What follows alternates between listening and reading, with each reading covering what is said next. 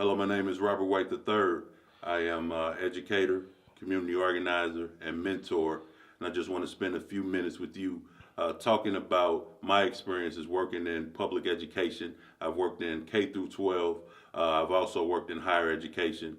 One of the things that I've definitely noticed in my experience working in public education is a lack of parental involvement. Also, more specifically, a lack of fatherly involvement. And I think that it's crucial that men step up and be the heads of households and to step up to the forefront to make sure that we are pushing the agenda that best benefits not just our own individual children but also the needs of the community. There's a lot of miseducation going forth in the public school systems, and we need to be at the forefront of bringing attention to that issue. I think it was Dr. Francis Cress Welsing mentioned that education is one of the battlefields that we fight on, and the tool that they use against us is miseducation. So it's important for parental involvement and men to be really vocal.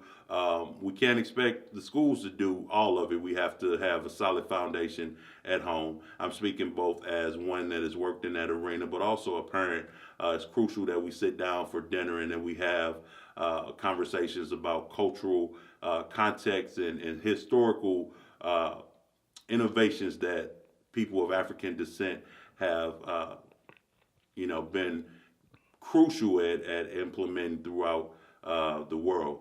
So if I had one thing, I would just encourage, especially men. I know we a lot of times feel like we get beat up and beat down, but I just want to encourage my brothers to step out to the forefront. Spend more time to be actively engaged with the well-being of the holistic well-being of your child or children, and that includes their educational needs. Take some time to ask them what are they learning in schools, and it's important that we also take some time to fill in the gaps, understanding that a lot of our public schools are publicly funded and they're not going to spend a lot of time speaking on certain issues. So as men, we have to be at the forefront of pushing that agenda. One of the things that I'm working on here locally in St. Louis is working with a group of another brother, for example, on an African-centered education program, understanding that every culture has kind of a Saturday school except for people of African descent. And it's crucial that we come together to learn more about our culture. Dr. Amos Wilson said that education is a tool for survival. So we should be about the protection and the preservation of culture moving forward, using education and intelligence as a means.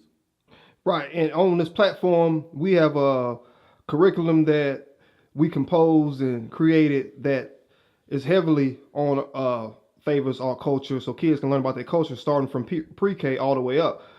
But when you mention about fathers being involved, but first, before a lot of fathers are involved because of you know the social things, the Right. war on drugs. So many fathers are incarcerated. So many fathers are unemployed. So it's tough for them to be there. Okay, can you speak about how we can get more black men to teach?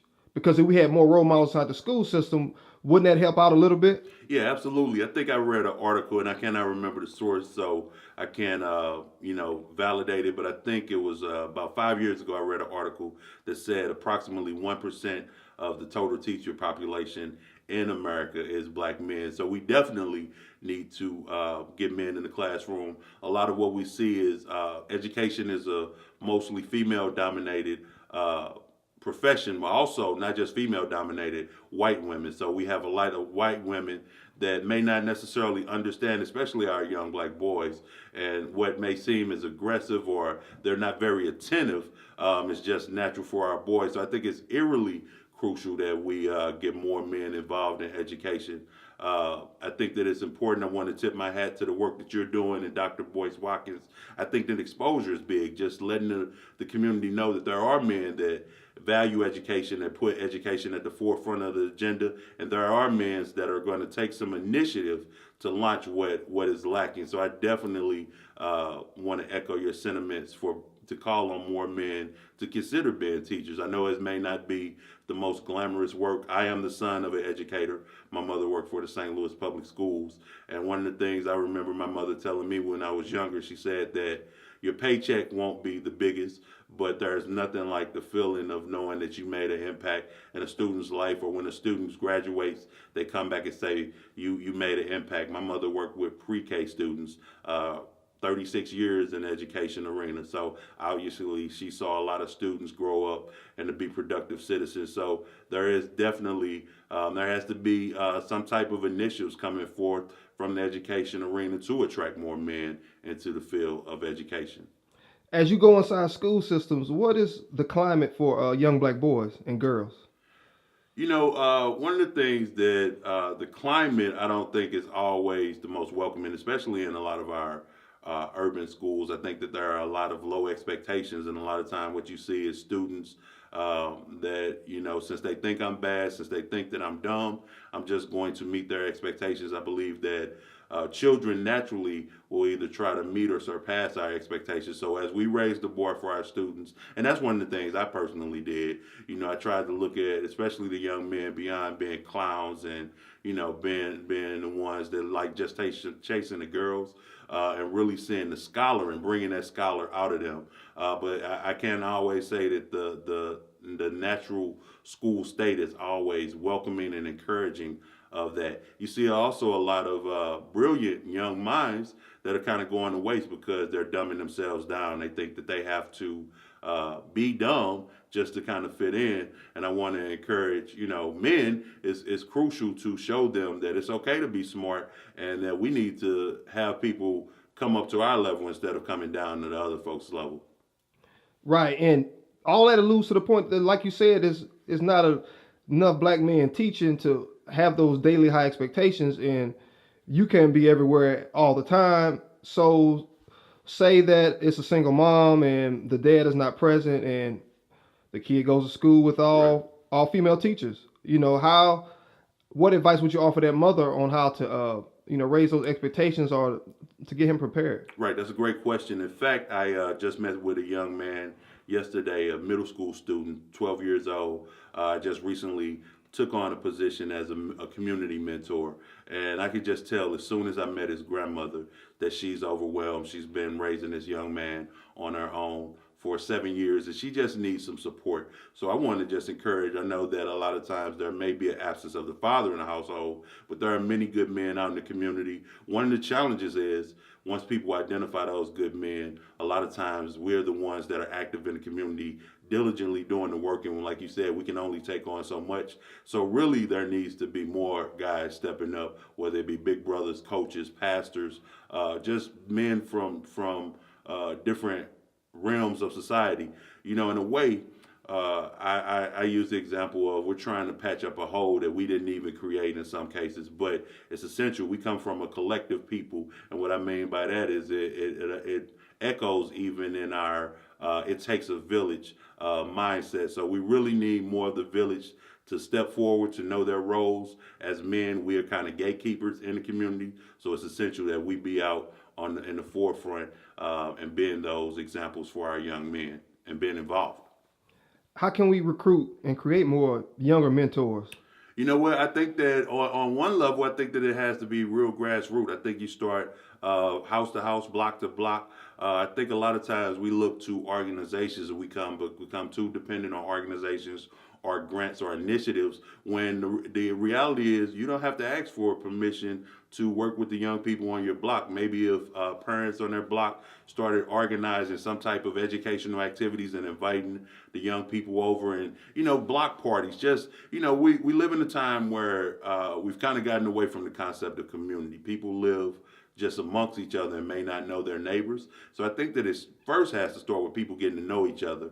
And once you get to know each other, you begin to assess the needs. And once you assess the needs, you begin to find solutions, which would be identifying mentors, identifying those gatekeepers, again, to speak on behalf and advocate on behalf and just be engaging more of the young people. So I think it starts on the grassroots, real reach one, teach one type level.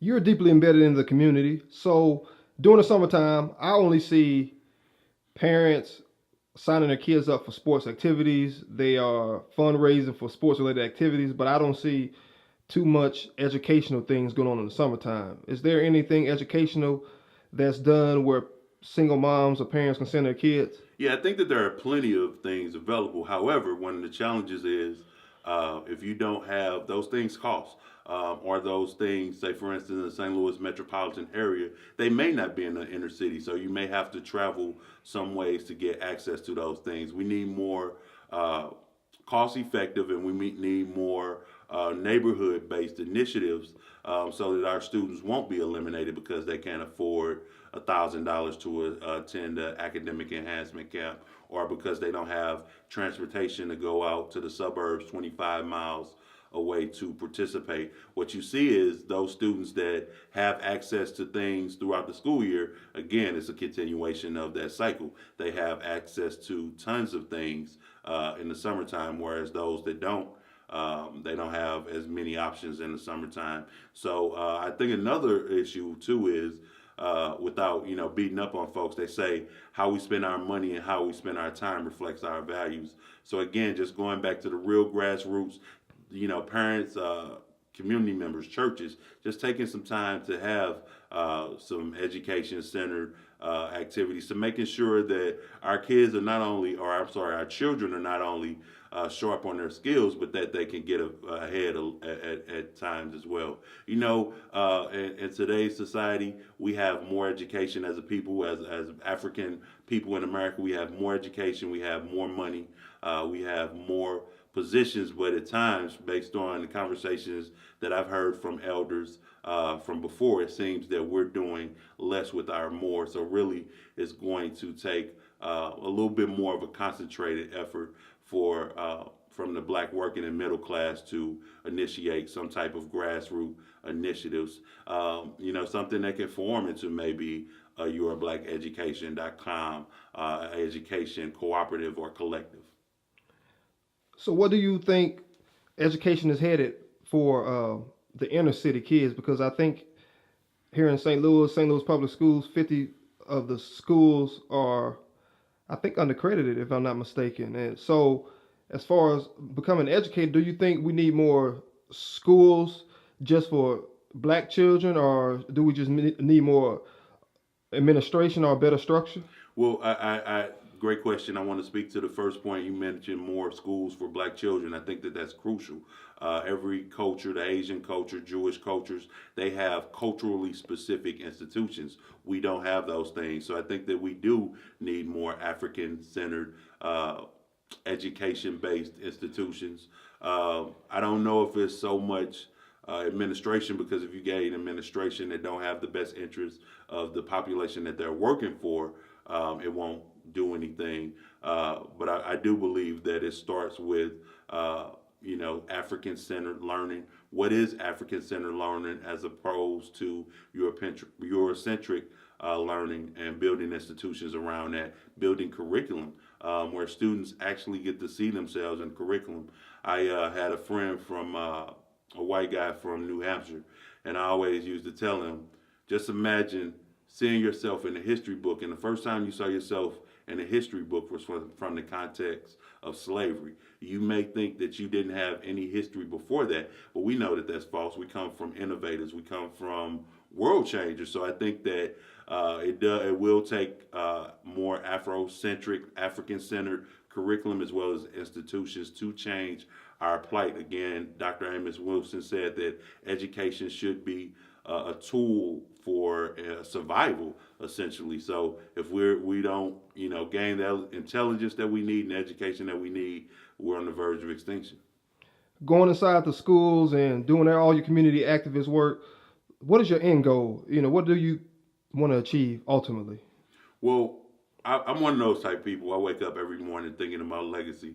And ultimately, I've come to terms with, I want to be able to say at the end of my days, when my time ends here on this earth, that I want people to look over my body of work and say, I empowered people, I encouraged people, I enlightened people, but most of all, I left this world a little bit better off than I inherited it. I think that ultimately every generation should want more and want the bar raised for the next generation. It should challenge the next generation to raise the bar So ultimately, that's what I want to see: more intelligent, educated people that not only, one of the problems we face in our community is people want to get their degrees only to get a bigger car, earn money, move to the suburbs. But we need educated folks in our communities that are going to be dedicated to solving the problems of our community. Okay. Any last words? I just want to encourage everyone to get behind this initiative with yourbblackeducation.com. I also want to encourage everyone to maybe spend some time and just sitting down and think, what can I do as one person on a really small grassroots level? A lot of times we try to swing for the fences and hit the home run when we just need to get on first base. And I love you all and stay encouraged.